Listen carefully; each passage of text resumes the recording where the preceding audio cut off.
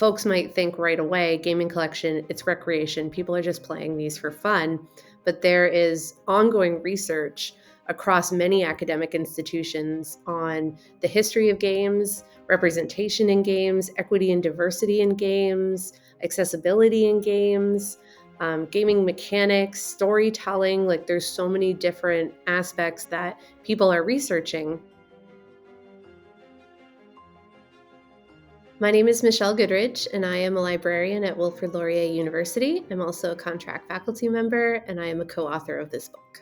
My name is Matt Rohweder, and I am a librarian at Laurier Library, and I am co-author of this book. In speaking to different libraries and organizations, there was an identified need that staff sometimes would feel uncomfortable offering help with gaming collections or not knowing where to start with programming.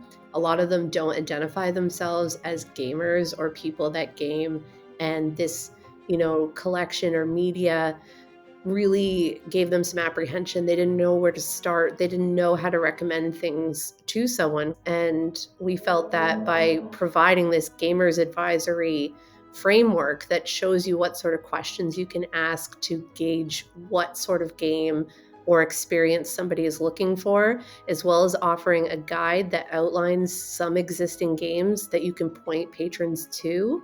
Being able to look at this book and say, oh, this patron has played this game, here's another game that they might like as well. And that way it can kind of like help a library go from creating a collection all the way up to making sure that patrons are not only using the collection but coming back again and again and again. And then the next step is sort of saying, okay, now that you sort of have this collection, here's some programming ideas that we might give you. And then the next step is sort of, okay, you've gotten your programming and you've gotten your collection.